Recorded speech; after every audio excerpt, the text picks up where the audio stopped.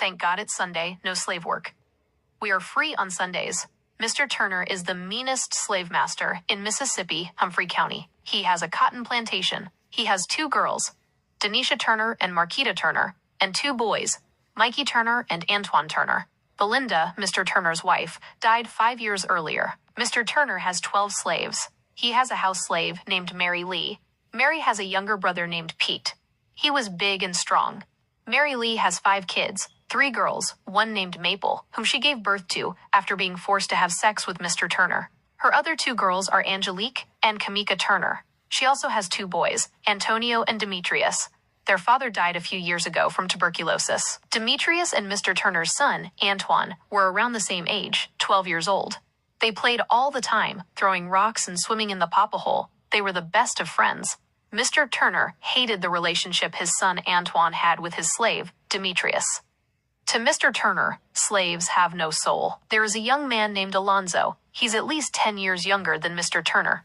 At least once a week, he passed through Mr. Turner's plantation on his way to go hunting for anything he could eat. Alonzo yelled, "How you doing, Mr. Turner? I'm going to sit here on your porch and rest these bones." Alonzo looked around, then said, "Your cotton is looking pretty good this year. Your vegetables look delicious." Alonzo said, "You don't mind if I grab one of these delicious-looking tomatoes?" Mr. Turner said, "I hope you find something. You don't want to go back home empty-handed. I hope you catch a big fat possum, damn, they are so delicious." Mr. Turner said, "Lonzo, you better be headed out before it gets too dark." One day, Mr. Turner was getting ready to go to church in Belzoni, Mississippi. He had on his best suit. He told Demetrius, "Boy, run upstairs and bring me my beautiful black boots." Demetrius ran upstairs as fast as he could, then looked around and he saw 5 pairs of black boots. He sat there and scratched his head.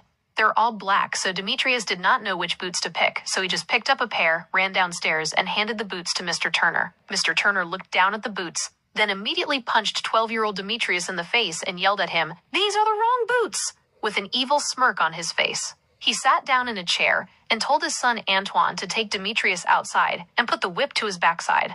Antoine said no. Mr. Turner said, "If you don't, I'm just going to grab this rope and wrap it around his neck and hang him from the tree." Demetrius burst out crying. "Master, give me one more chance.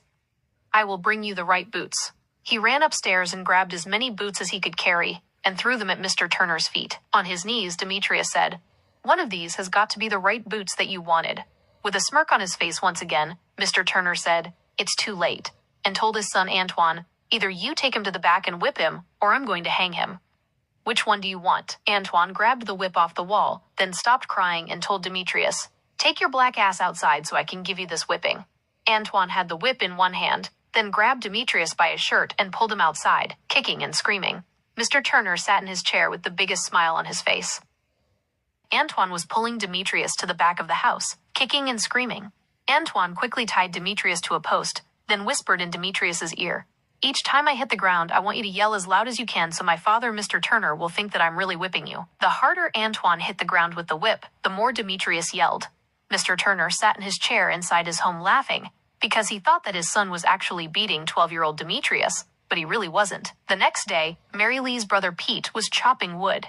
A slave named Dorothy walked up to him and said, "Did you hear about what happened to your nephew, Demetrius?" Pete kept chopping wood as he talked to her. He said, "No. What did my nephew do this time?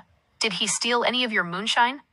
"He's just a kid being a kid. Yesterday I woke up pretty late," Dorothy said. "No, but he was whipped by Mr. Turner's son, Antoine." Angrily, he dropped the axe. Now he's walking around the plantation looking for Demetrius. He found Demetrius in the fields playing with a little wooden horse. He immediately picked him up, pulling up his shirt looking for any welts or bruises, but he did not find even one. He said, "This woman lied to me, saying you were whipped." Demetrius said, "Antoine tricked master, acting like he was whipping me." Uncle Pete laughed, then took Demetrius into the slave house. He grabbed an old jar of strawberry molasses, raised up Demetrius's shirt, picked up a spoon, dipped it in the jar, and lightly put it on Demetrius's back. Demetrius asked, "Why are you doing that?" "I need to leave a few stains on the back of your shirt so master can really think you got your ass whooped." Demetrius tried to walk away. Pete said, "Come back here, boy. Walk with a limp like you're really hurt." Demetrius said, "Like this?" Demetrius was walking like an injured duck. Pete laughed and told him, "You'll be okay." Demetrius is 12 years old, but he has a 15-year-old sister. Her name is Kamika. She can be evil and manipulative sometimes. One day, while everyone was working in the cotton fields, Demetrius decided he was going to play with a wooden toy he made himself instead of working. Kamika wanted the toy for herself and said, "Give me the toy." Demetrius said no. Kamika yelled real loud. Master Mr. Turner walked over and snatched the toy. He pushed Demetrius to the ground and told him to keep picking cotton. "It's not going to pick itself." As Mr. Turner walked away, Kamika stuck out her tongue and said, "That's what you get. You should have given me the toy." Their oldest brother, Antonio, was 17 years old at the time. He sat and watched the entire thing, shaking his head. Then he walked over to his little sister and told her, "Don't you ever do that again." Their sister Maple worked in Mr. Turner's house, and his sister Angelique worked out in the field with their mother. Mary Lee was 32 years old at the time, and she was the top dog at the plantation.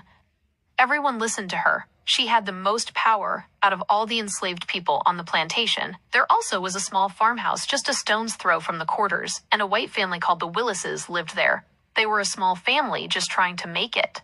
You have to understand, not all white people owned slaves.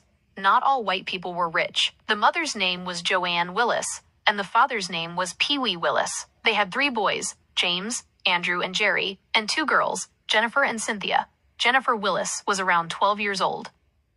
Demetrius used to sit on the porch of the slave house and stare at Jennifer. To him, she was the most beautiful girl in the world. If these white people knew I was secretly in love with a white girl, I couldn't imagine the evil things they would do to me. My big brother Antonio observed everything around him. He used to watch me stare at Jennifer. One day, he caught me staring. With a smirk on his face, he said, "You are 13 years old now. I bet you got hairs growing on your balls. Now I see them dirty looks you giving to Jennifer." And he laughed and said, "You is a dirty, dirty little boy." Antonio looked around, and there wasn't anyone there but him and Demetrius on the porch of the slave house. Everyone else was working in the fields. And Antonio said, "I dare you to run over there and give Jennifer a hug. If you do, I have a shiny dime to give you. Do you know all the things you can buy with this dime?" Demetrius looked around nervously and said, "Okay." Demetrius ran across the field. He ran up to Jennifer and said hi. Nervously, he asked Jennifer, "Can I hug you? My brother Antonio is going to give me a dime if I do." Jennifer looked around, put a smile on her face, and said, "Sure." "Hurry up." Demetrius hugged her. She grabbed him by his chin and gave Demetrius a big kiss. Demetrius's brother Antonio couldn't believe his eyes, so when Demetrius ran back to the slave house porch, Antonio pulled out a quarter and said that was definitely worth more than a dime. The Willises had the smallest farm you ever could see, but they had enough room to grow enough food and raise a few cows, pigs, and chickens to keep their family fed. Mr. Turner hated Joanne Willis because they both once went to school together. They had hated each other ever since they were kids. I think Mr. Turner was in love with Joanne Willis when they were kids, and Joanne Willis rejected him, and Pee Wee Willis was more racist than Turner was. Pee Wee Willis was so racist that he refused to own slaves. At least, that is what he always said. But I think he didn't own slaves because he couldn't afford to buy one.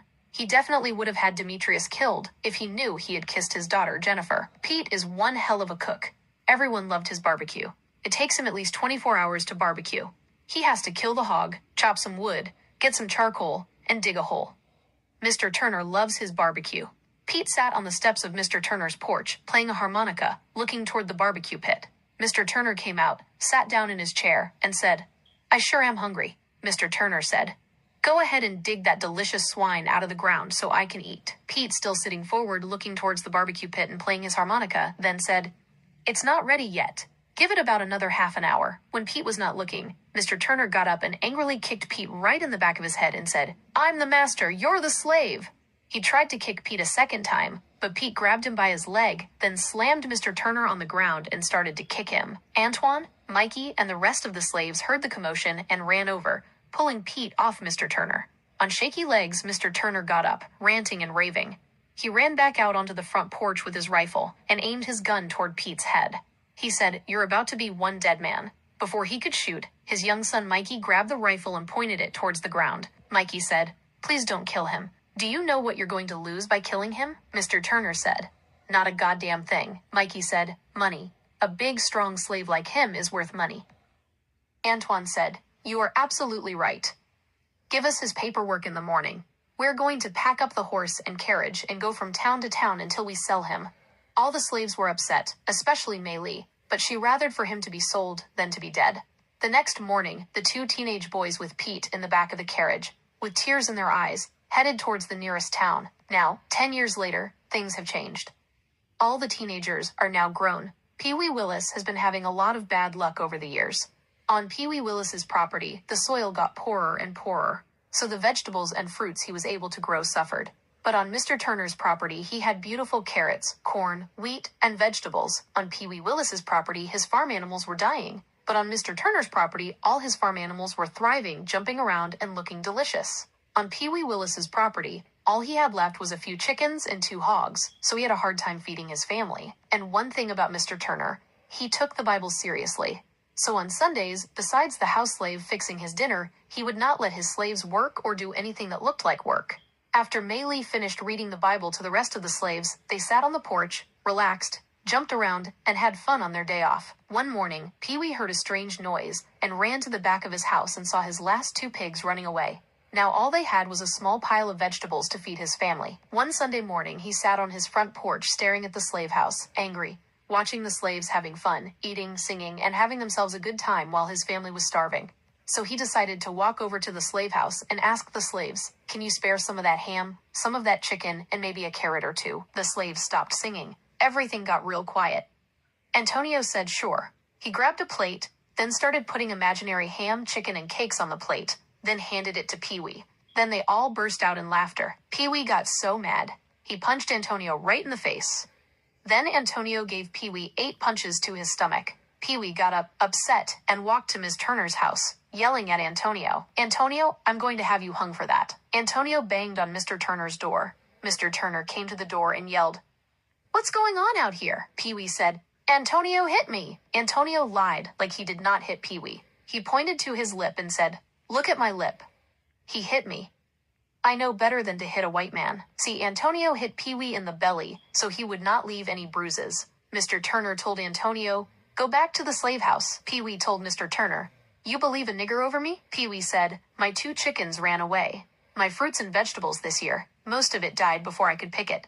Then he said, "Mr. Turner, can I have a job working on your plantation? I need to earn money to feed my family." Mr. Turner said, "Why would I do that? Look at all the slaves I have to do the work for me. Why would I pay you? Get your ass off my land." Also at that time, all around America, slaves were revolting. Even the slave catchers were being killed by runaway slaves. On top of that, poor whites were living in poverty. The poor whites outnumbered the rich whites, so the poor whites started to help free slaves, so then the rich white man would be forced to pay them instead of having the slaves do the work for free. One day, Mr. Turner decided to take a 5-day trip to visit his brother 3 towns over by himself. He yelled, "Demetrius, Antonio, come and carry my bags to the horse and carriage." Maylee walked over to Mr. Turner and looked up at the sky. She said, "Master, it's a gloomy day. Looks like it might rain. Even the roosters did not crow today. That is a bad sign." Mr. Turner looked into the sky and said, "It's not going to rain. It's just cloudy. And besides, you are just a dumb nigger," he yelled. "Where in the hell are my bags at? You 2 are taking too long." Maylee stood with an angry look on her face. She yelled to Antonio and Demetrius, "Hurry up so Master can leave." "Thank God," Mr. Turner said. "Wench, you're lucky I'm running late, or I would be putting this boot to your backside." That quickly, he placed 2 bags of luggage onto the wagon. Mr. Turner yelled to the horses, "Giddy up!" Now he's on his way to his brother's house, but as he rolled away, Maylee just stood there. Instead, she stared at Mr. Turner, wanting to pick up a brick, run up behind him now, and bash it in his damn head. But she didn't. She just turned around and headed towards the slave house. Mr. Turner has now been traveling down the road for at least 3 hours. He can see 2 horsemen coming towards him from a distance. Once they got close enough, one horseman said to Mr. Turner, "Turn around! It's not safe. We've been looking for a group of runaway slaves that were spotted in this area." Mr. Turner said, "Thank you for the heads up, but I got my old 6-shooter and rifles with me. I'll be just fine." One of the horsemen tapped his 10-gallon hat and said, "Suit yourself." Then the 2 men galloped away, going in the opposite direction from Mr. Turner. As Mr. Turner got closer to his brother's house, he was hit in the head by a big rock. He fell off the wagon, looked up, and saw a group of slaves kicking, scratching, and punching him. He tried to take a few steps to get to his rifles, but did not make it. They pushed him on the ground, grabbed a big rock, then kept smashing it on his head until he was just one big bloody mess. The runaways took everything that was valuable, including the horses, and left Mr. Turner on the side of the road. Now it's a week later. Antoine is nervous because his father should have been back by now.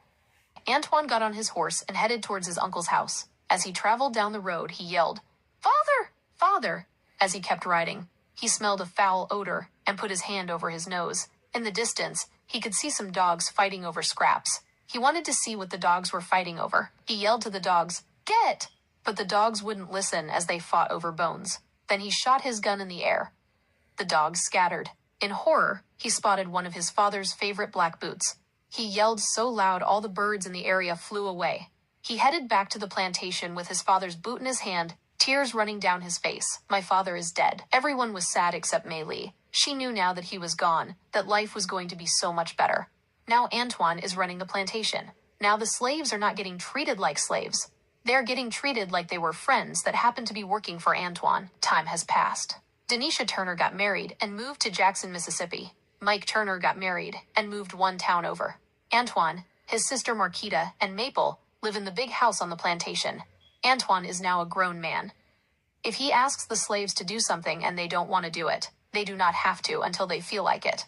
They crack jokes and say sarcastic things to Antoine without any repercussions or worry that they are going to get punished. Antoine is so different from his father, Mr. Turner. It's now 1 month after Mr. Turner's death. Old Alonzo, just like normal, is about to pass through Mr. Turner's plantation on his way to go hunting. He can feel the sadness in the air. He did not see Mr. Turner sitting on the porch as usual, but Antoine was sitting there with a sad look on his face. Alonzo said, "Where is Mr. Turner at?" Antoine replied, "My father has passed away," with a sad look on Alonzo's face. He took the hat off his head, said sorry for your loss, and continued to walk. He was on his way to go hunting, but if any outsiders happen to ride through or stop by and visit, Antoine has to act like the meanest slave owner in the world.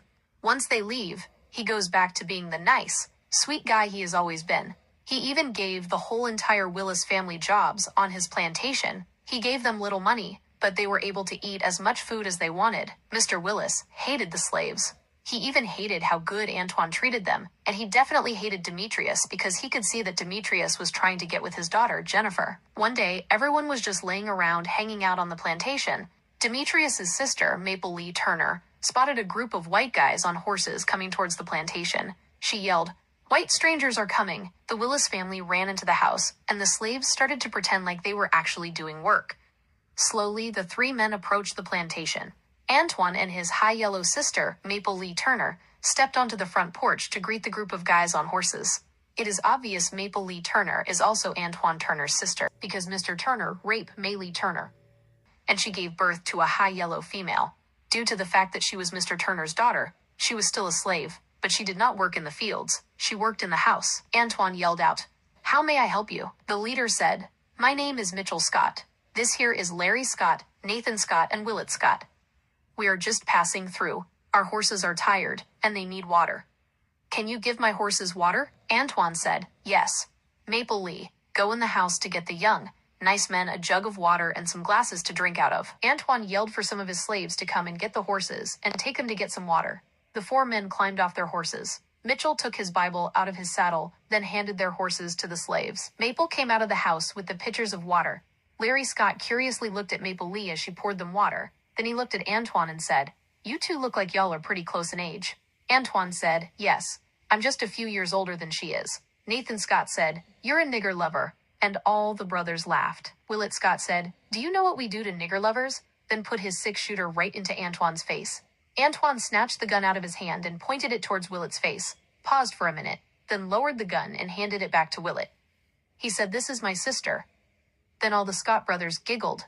"I guess your father was the nigger lover," they said, and all the Scott brothers giggled again. Larry Scott says, "The best pussy I ever had. I got it from a big black wench. She had me yelling like a hog." White men just don't buy slaves to do housework and work the fields. White men also buy slaves for sex. The other brothers just stood silent for a few seconds, then burst out laughing. "You're 100% right." Antoine stood with a nervous and angry look on his face, and in his mind, he could not wait until they left. Antoine yelled to the slaves to bring the 4 horses. The slaves handed each man his horse. Larry Scott's horse took a big shit on the ground. Then he told Antonio Turner to pick it up. Antonio Turner replied by saying, "No, sir." Mitchell Scott pulled out his Bible and pointed to where the Bible says slaves should obey their master. "Pick up that shit, boy." Antonio Turner stared and, in a low voice, said, "No, but I should, because the horse shit smells better than you." Mitchell Scott immediately dropped the Bible. He punched Antonio Turner in the face. All the Scotts pulled out their guns. Willard Scott kicked Antonio in his leg. He fell to the ground. He was about to shoot him, but Antoine got in between the two and said, "This is my slave. Ain't no one gonna be killing one of my slaves. I will deal with this myself. I will punish him myself." Then, grabbing Antonio by his clothing instead of pulling him towards the back of the house, Mr. Mitchell Scott asked what the hell he was doing taking him to the back of that house. "I want you to punish him right in front of us. We are going to leave and come back with so many Klansmen and burn this shit to the ground." Antonio was begging Antoine not to do it. "Antoine, I have no choice," Antoine yelled to his slaves to come here. "Help me tie him down." All the slaves refused to move, so the 4 Scott brothers tied Antonio to a post. Antoine grabbed the whip, and, like a wild man, he commenced to whipping the daylights out of Antonio. People probably could hear him scream from miles around. He whipped him so bad that even one of the 4 Scott brothers had to snatch the whip out of his hand, then threw it as far as he could. The next morning, Antonio woke up in pain. He stared at the floor as his sisters, Angelique, Maple, and Kamika, cleaned his painful wounds. His brother, Demetrius, sat in the chair next to them. Antonio said to his sisters and brother, "Why didn't you all stop this?" Angelique said, "We were afraid. They were threatening to come back and kill everyone on this plantation." Antonio said, "It's almost 20 of us, but it's only 4 of them. We could have killed them all, then burned them, and no one would have ever known. And I thought that Antoine was my friend. He's just another piece of shit slave master." Demetrius said, "I disagree, brother. He treats us better than his father ever did. The us getting our ass beat stopped once he became the owner of this plantation." Antonio said to Demetrius, "Look at my back. Touch it." Demetrius refused to touch it then. Antonio said, "The white man will never take that foot off our necks." 3 weeks later, Antoine finally had the balls to try to speak to Antonio. Antonio was in the field picking vegetables. Antoine woke up. "I had no choice." Antonio said nothing but continued to pick vegetables. Antoine says to Antonio, "You know I love you like a brother still." Antonio just kept quiet and continued to do his work. Antoine said, "I don't treat y'all like slaves. I treat you all like family. I don't force any of you to do anything. You guys do the work on the plantation because y'all know it needs to be done in order for us to eat and survive. Once my father passed away, I could have sold this land and you guys to the highest bidder, but I didn't. I could have gone to the big city and lived a wonderful life, but I didn't, because you guys are my family. I didn't want some crazy racist person treating you guys like slaves because I love you guys so much. I am not a slave master, never was." Antonio looked at Antoine, then turned around and raised his shirt to show his backside. He then said, "You looked like a pretty good slave owner the other day. As a year goes by, more and more poor white people want it. It claims to be free not because they like black people. They wanted them free so they could do the slave jobs but get paid for it. And more slaves wanted their freedom. Imagine a slave master having a big plantation where the slaves outnumber the slave master's family. So angry slaves all around the South were killing the slave masters, demanding, quote, freedom or death. Antoine has no wife. He prefers to go to the neighboring towns when he feels horny and pays black slave prostitutes for sex. Even though he had a quiet slave named Linda whom he liked, he would never have sex with any of his slaves. It was not because they were black, but because they were his friends. Silver City was the next town over. Mike Turner and his wife and kids lived there in a modest little house. Antonio owned no slaves. One evening, as his family sat down for dinner, there was a frantic knocking at the door. Someone was yelling, "Help, please, sir, let me in. The dogs are coming for me." Mike told his wife and kids to step back from the door. When Mike opened the door, he saw a slave. The slave was crying and said, "Sir, please let me in. They are going to kill me." Mike pulled him into the house and locked the door. He asked the slave his name, and he said, "Jerry Bush." Mike's wife handed Jerry Bush a cup of water and a piece of bread. He ate and drank like he never had before. Now, they could all hear a lot of commotion and dogs barking, getting closer and closer to the house. Mike grabbed his shotgun. Jerry said, "Please, put the shotgun down. You don't want to be shooting at white folks, even though you are white. If you shoot them trying to protect me, they will damn sure kill you. Just hide me." Mike quickly pulled up a few floorboards and told Jerry to get in. Once he was in, Mike and Millie put the floorboards back. There was a knock on the door. "I know he's in there. If you don't open up, I'm gonna burn it down and kill everyone in there." Mike opened the door and stepped out. There were at least 20 Ku Klux Klan members on horses with rifles and torches. They all had on white hoods. Their leader stood 6 feet away from the door. In a white Southern voice, he said, "Get that nigger out here right now." Mike said, Sorry, but there's no nigger in here. I don't even own a slave.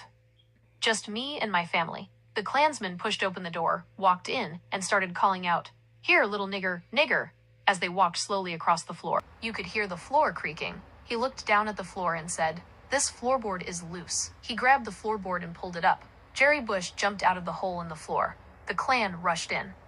Jerry Bush then pulled them out. The house was filled with kicking and screaming as they demanded Mike and his whole family come outside. As they walked out, some of the Klansmen had their guns pointed toward them. One of Mike's teenage sons, named Daniel Turner, said, "I'm not afraid of you. Besides, we're white. They don't want us. They just want the nigger." He said, "Dad, fuck that nigger. Let them have him." That's when one of the Klansmen raised his gun and shot my teenage son right in his head. All the Klansmen burst out laughing. Mike, his wife, and the few kids he had left ran crying to his son who had just been shot. He was bloody. His wife yelled out, "Y'all are a bunch of animals." Then, all of the Klansmen took off their white hoods and said, "Surprise!" Mike looked around with fear on his face because they were not real Klansmen. They were all runaway slaves, including Jerry Bush. He grabbed Mike's wife by her hair and said, "You all are a bunch of fools. We got you good." The slaves took everything that was valuable, then tied the rest of Mike Turner's family to the side of the horses with a 4-foot rope. Now they are headed toward Antoine Turner's plantation. The leader of the runaway slaves, named Day Day, once had Antoine's attention in sight. They stopped, and Day Day said, "Mike, these are your closest neighbors, so I'm pretty sure you know them. I have a question. How many guns do you think they have there?" Mike's daughter, Cass Turner, said, "That's my uncle's house. He's got plenty of guns, and once he finds out what you are doing to us, nothing is going to stop him from coming after you." Day Day smacked the girl right in her mouth, then told Mike, "You and your wife, I want you to be nice. I want you to walk up to the door and get them to come out, and don't try anything dumb because your daughter is going to stay right here with us. You see what I did to your son? I'll do the same thing to her." Antoine heard a light knock on his door. He opened it and said, "Hi. What are you guys doing here? How's everything going?" Mike said everything is fine, but then added, "I have something important to tell you guys, so I want all of you to come outside." So Antonio, Marquita, Belinda, and Maple all came out and filled the porch to hear what Mike had to tell them that was so important. Before Mike could open his mouth, Antoine looked around and said, "Where are Cass and Danielle?" After he said that, all the runaway slaves revealed themselves, coming out of the bushes and from behind the house with their guns pointed straight at the Turner family. Jerry Bush said, "Don't move." Shortly before sunrise, Day Day ordered his group of runaway slaves to hold down Antoine and his family. Then, they hammered a ball and chain to each one of them. Day Day had the runaway slaves tie Antoine to the whipping post. Now the sun was coming up. As the rooster crowed, Jerry Bush started whipping Antoine. Antoine's loud screams woke up the plantation slaves, and they all ran out to see the commotion, the look on their faces to see their master being whipped. The runaway slaves were laughing so hard, while the plantation slaves looked on in horror. Pee Wee Willis and his family ran outside across the field to see what was going on. They were met with pistols and rifles in their faces, and they were also forced to be shackled with a ball and chain. Demetria pleaded for Jerry Bush to stop. Antoine felt relieved, because once Demetria begged them to stop, he stopped. Demetria said, "Mr. Turner is a good guy. We do what we want here. He does not beat us or punish us. If we say no, he's different. Ain't no one been whipped on this plantation since his father died years ago." Day Day took over Antoine's house and made Antoine's sister, Marquita, Day Day's house slave. He made Antoine Turner and Pee Wee Willis's family work in the fields picking cotton and feeding hogs. He made them do all the work slaves normally do. The plantation slaves were divided. Some were happy to see the white folks being slaves. Others were sad and angry. Demetrius was in love with Jennifer, and he hated to see the renegade slaves look at her like a piece of meat and force her to do things she didn't want to. Demetrius's mother, May Lee, was happy. As a kid, she watched her father and uncle being hanged and burned by white people for no reason other than them being black, so she enjoyed slapping Pee Wee's wife in the face every once in a while. It's only been 3 days since the runaway slaves took over the plantation. The runaway slaves treat the plantation slaves a little aggressively. Jerry Bush said, "Demetrius, let me shoot this apple off your head." Demetrius looked at him with a mean look on his face and said, "Hell no." Jennifer Willis was in the field, picking vegetables. Jerry Bush said, "Girl, get over here." "Get over here now." Jennifer said, "Yes, sir." Jerry Bush gave her the apple and told her, "Walk over there and put it on your head." Jennifer replied, "No." Jerry Bush pulled out his revolver and said, "I'm going to shoot an apple off your head or a bullet in your ass." Demetrius leaped toward Day Day. Day Day quickly turned the gun on Demetrius and told him to stop right there. Before I put one through your head, Demetrius quickly stopped, angrily. He stood with his hands balled into fists. They didn't say relax. I don't kill my own kind, either on purpose or by accident. I will never kill my own kind. And besides, I only did that because I see how you two look at each other. I'm pretty sure you two are fucking. You know that's against the law, right? The law said it's okay for a white man to fuck his black slaves, but it's not okay for a black man to be in a relationship with a white woman, Jerry Bush pointed. James Willis made them put the apple on his head. Jerry Bush pointed his gun, pulled the trigger, and shot James right between the eyes. Jennifer screamed, ran to her brother, held his head, and was crying out loud as she could in anger. She said, "How long you think you gonna keep us here? It's just a matter of time before the slave catchers come here. Then what would you do then?" Jerry Bush said, "What would I do? What I'm about to do is go in his house and do your mama." Jennifer Willis was right. It's just a matter of time before someone travels through and sees what is happening at the plantations. On a bright Sunday morning, Day-Day came out on the porch listening to the rooster crows. He took in a deep breath and looked around and realized that the white slaves were not out working. Furious, he kicked in the slave house door, awakening the white slaves. Day-Day was kicking, yelling, even picked up a small stick and started to hit the white slaves, yelling, "Why y'all not working?" One of the Willises said, "It's Sunday, and on this plantation, slaves don't work on Sundays. It's the Lord's Day." In ancient times, people were killed for doing anything that looked like work on the Sabbath, even though the Sabbath is Saturday. But as you know, now the world does it on Sundays. All the commotion, Jerry Bush came in, pointed his shotgun, and said, "You all don't get your ass on the field, I'm gonna blow all of your heads off. Everybody, march out of the house and continue to do their work." Just a few hours after that, Alonzo was walking towards the field to go hunting. Closer and closer he got to the field. He felt something different in the air. "This day is not normal. Maybe I should be headed back," is what Alonzo said as he got closer and closer to the plantation. It wasn't unusual to see the white people and the black people on the plantation doing their work. But as Alonzo got closer, he noticed it was only the white people doing work in the field, which was even stranger to him. He knew that no one was supposed to be working in the field at all, because on Sundays, nobody works at the Turner plantation. As he got closer to the Turner house, he noticed a bunch of black people he had never seen before. In the group, he saw Demetrius standing with them and said, "Hey, how you doing, Demetrius?" Demetrius said, "I'm fine." Alonzo said, "You're not going to introduce me to your new friends?" Demetrius said, "I don't know any of their names." Demetrius was looking strange, not acting like his normal self, and Alonzo knew that something wasn't right. One man said, "You just call me Day-Day." Alonzo said, "Nice to meet you, Day-Day." Day-Day said, "You look tired and thirsty." He told one of the big guys with them to give this young man some water. Alonzo said, "Mighty kind of you." As he waited for his cup of water, he looked around at the new faces. Suddenly, a man came out with a cup of water in his hand and walked towards Alonzo. As Alonzo reached for the cup, the big man hit him in the head with it and put his hands around his neck, choking him until he stopped moving. They picked up old Alonzo and took him into the woods to hide his body. They didn't know Alonzo was not dead. He woke up gasping for air. He did not want to be seen, so he crawled until he felt he was far enough away. Finally, he stood up on his shaky legs to get to the nearest town. The next day at sunrise, Jerry Bush told 3 of the people on the plantation, quote, "Go bury that body from yesterday. It's hot as hell. We don't want it stinking up our fresh air." The body he was talking about was Alonzo's. The 3 men walked to the area where the body was supposed to be, scratching their heads because they did not see anything.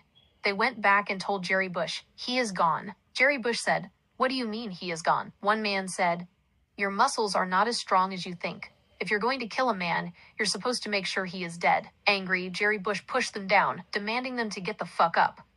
"Go get the horses ready," he yelled. He told one of the others to ring the bell and wake everybody up.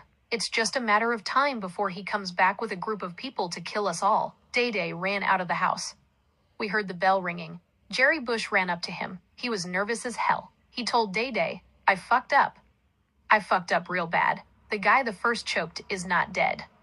He got away. Angrily, Day-Day pushed him to the ground. The same man that Jerry Bush had pushed to the ground giggled and said, "That's what you get." Everyone was standing outside, trying to figure out their next move. Demetrius said, "I hope he comes back with a posse to shoot down every last one of you."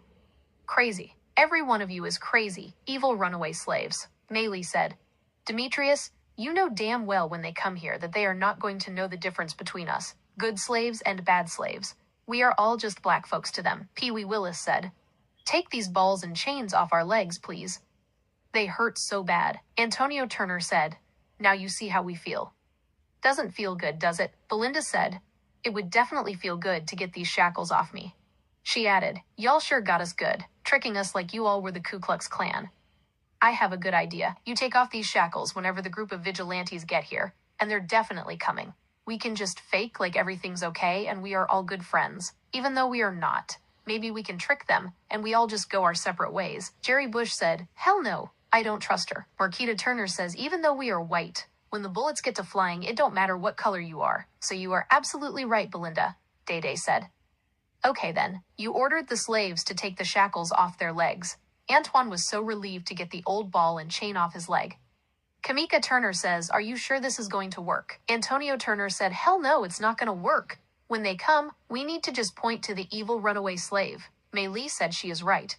They don't know the difference between the good slaves and the bad slaves.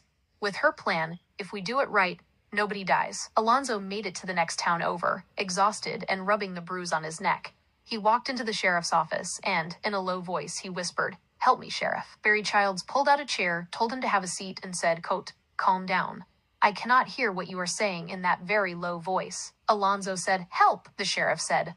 I cannot hear you. In a loud voice, Alonzo said, yeah, them slaves tried to kill me. At the Turner plantation, Barry started to ring the bell. All of the people in the city ran out of their homes to hear what the sheriff had to say. Barry said to the crowd, we got a group of slaves who lost their goddamn minds, thinking they can put their hands on a white man and get away with it. Deputy Sam Jones started to pass out guns and ammunition to the people in the crowd. In the meanwhile, back at the Turner plantation, they were preparing because they knew an angry mob would be there soon. If their plan worked, there would be no bloodshed.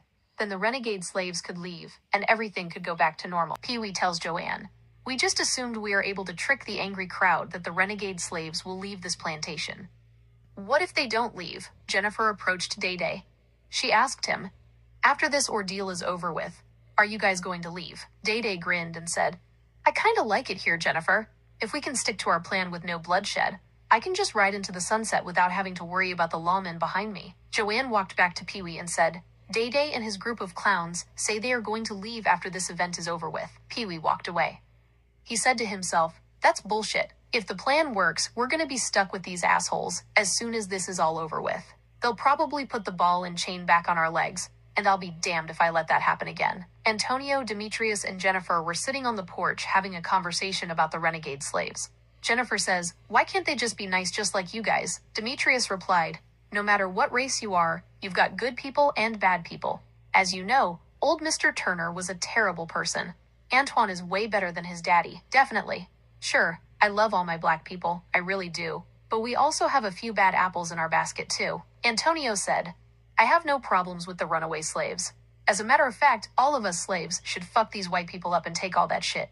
We built all of this, but they won't let us have shit. We build everything with our bare hands. And Demetrius, my brother, you need to stop kissing the ass of these white folks. Antonio looked straight into the eyes of Demetrius and said, and you need to stop fucking with these white folks. Jennifer smacked Antonio and said, how dare you?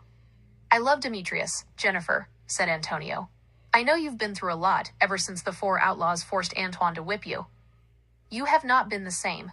Antoine did it to save your life. Hell, he did it to save all of our lives. You and Antoine used to be best friends. It doesn't matter what good things he does for you, you treat him like he's your enemy. I even understand why these renegade runaway slaves are doing what they are doing. I don't blame them. If I was a slave, I'd want white people dead too. I pray one day we all just get rid of hate and be able to all live together if slavery gets abolished and we all live in peace. Antoine said, even if black people one day get free, the white man is going to find a way to put his foot on our necks. Antoine asked her, how do you feel to have the old ball and chain on your leg? Jennifer said, not good. Not good at all. I'd rather kill myself. I will never let anyone chain me up again. With a smirk on his face, Antoine got up and then walked away. Jennifer tried to grab Demetrius's hand. Demetrius snatched his hand back and started to walk away. Jennifer was walking on the side of Demetrius with tears in her eyes, repeating over and over again, what did I do wrong? Demetrius kept walking, looking straight ahead of him. Jennifer tried to give Demetrius an unwanted kiss. Demetrius stared up the road and pushed Jennifer's lips away from his cheek. Demetrius stared down the road. He saw a crowd of white men headed that way. Demetrius yelled, they are coming! In a panic, everyone ran inside the slave quarters. Inside Antoine's house, 4 slaves ran into the field, pretending they were working. Antoine, Demetrius, and Antoine stayed in the front.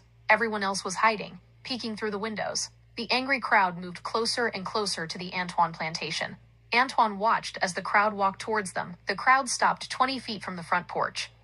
Two guys had rifles. One of them stepped up and said, "Good evening, gentlemen. My name is Sheriff Barry." Antoine replied, "My name is Antoine Turner, and these are two of my slaves." "How may I help you?" Barry yelled. "Alonzo, come here." Alonzo squeezed through the crowd and stood right next to Sheriff Barry Child. The sheriff said, "Repeat what you told me happened to you." One of the slaves was fetching a cup of water. "Next thing I know, a big black son of a bitch grabbed me by my neck. I woke up, then ran away. Look at the mark on my neck." Demetrius squinted his eyes, staring at Alonzo's neck, then said, "Stop lying. It looks like you've been scratching mosquito bites on your neck." Deputy Sam Jones hit Demetrius in the belly with the back of his gun. In pain, Demetrius grabbed his belly. Sam said, "Nigger, stay out of white folks' business." Antonio balled up his fist. Antoine tapped him on the shoulder, then said, "Everything's going to be okay." Antonio unclenched his fist, then stood there quietly. Antoine said, "I've been knowing old Alonzo for years, ever since I was a kid." "Ain't that right, Alonzo?" Alonzo said, "Yes, sir." Antoine said, "Every once in a while, you walk through here, have a chit-chat, and take a sip of moonshine and drink some water now and then." "Ain't that right, Alonzo?" Alonzo replied, "Absolutely right. You folks always been good to me." Barry said, "What the hell does that got to do with anything?" "One of your slaves tried to kill him." Antoine said, "Which slave?" Alonzo said, "I don't know." Antoine said, "You know everyone on this plantation." Antoine repeated, "Which slave?" Alonzo said, "There was a group of slaves. Some of mine knew some of them are getting new. They was sitting on the porch all high and mighty like they own the place." Antoine told Demetrius, "Go get all the slaves to come out here right now." As they waited, Antoine sat in his chair, relaxed.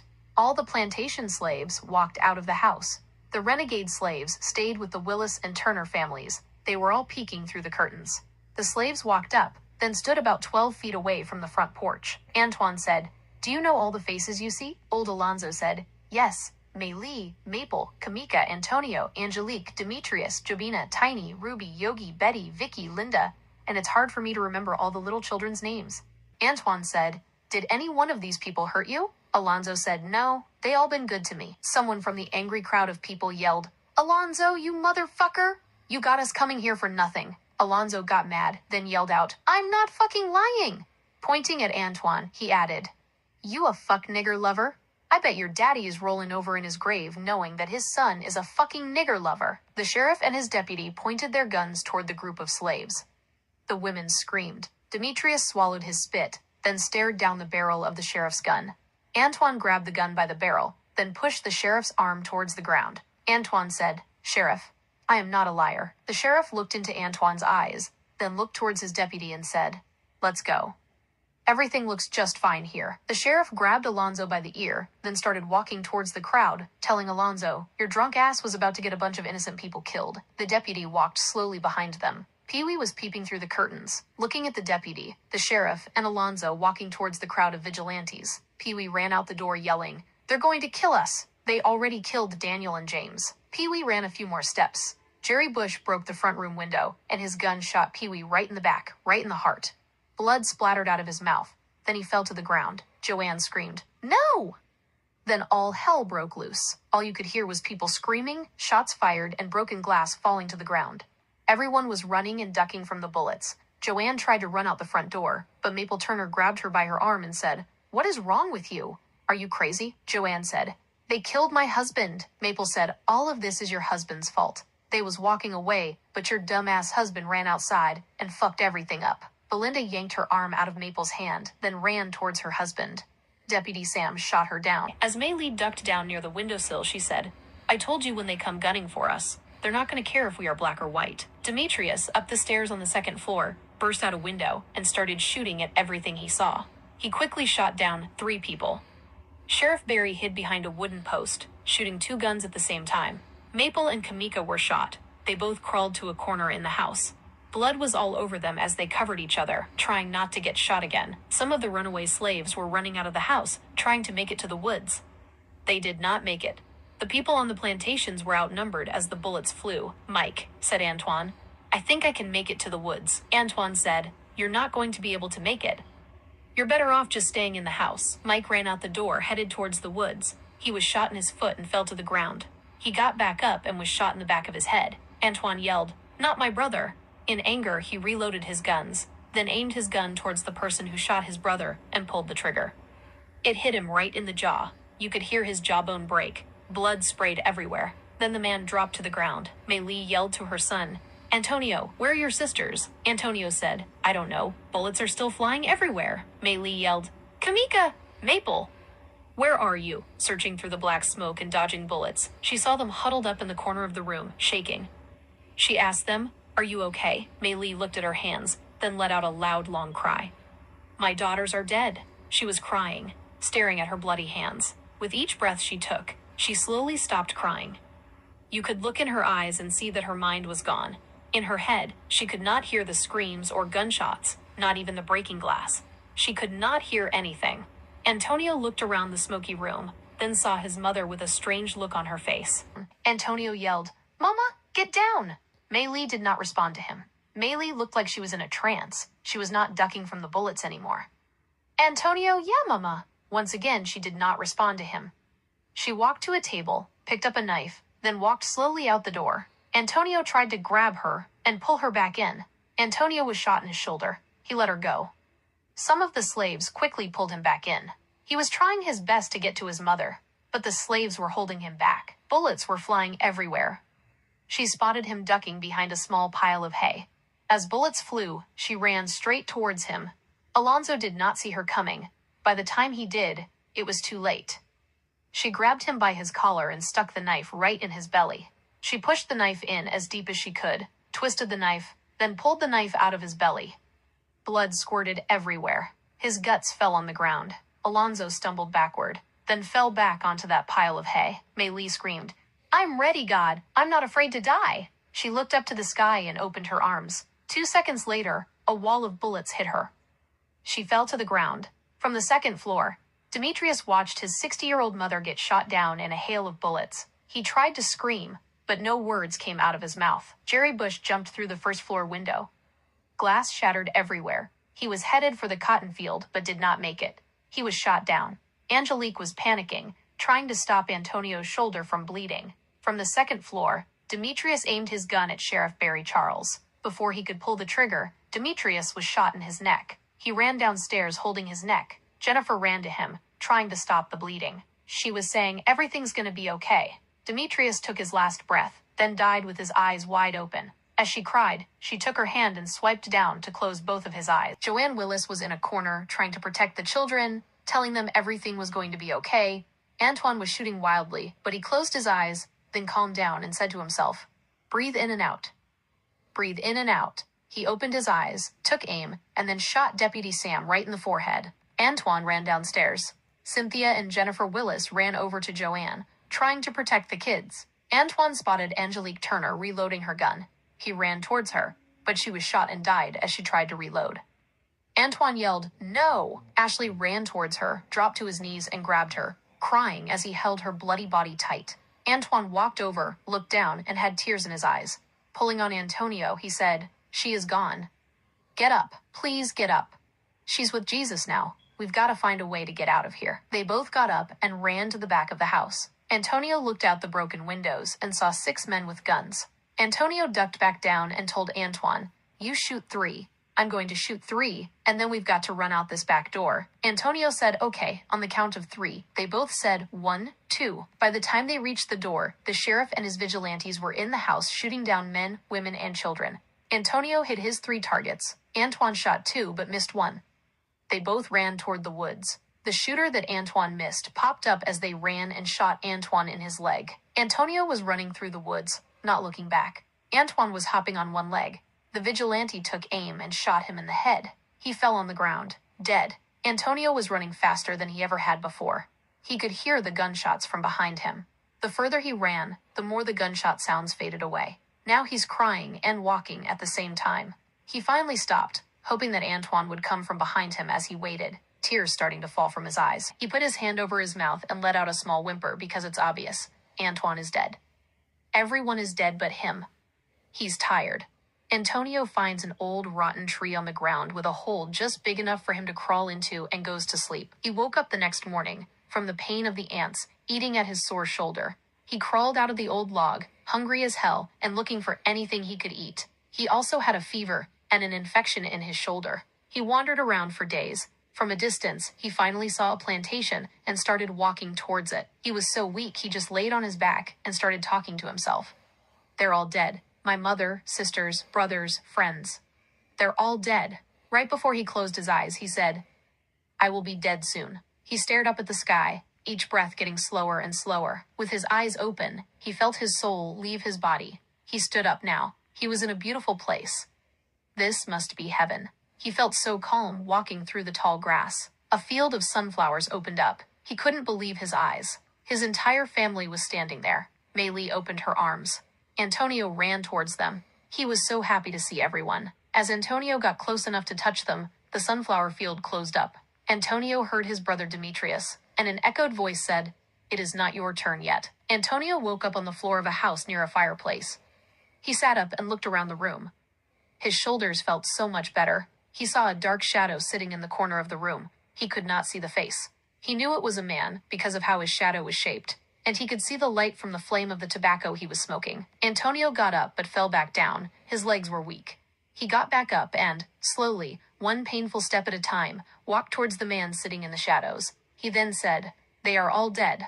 My whole family is dead. He finally got close enough to see the man sitting in the chair. The man who saved his life. He could not believe his eyes. With tears in his eyes, Antonio said, I was wrong, in a shaky voice. He said, I'm not the only one left. The old man in the shadows stood up. Antonio fell into his arms, then said, Uncle Pete, thank God for you, Uncle Pete.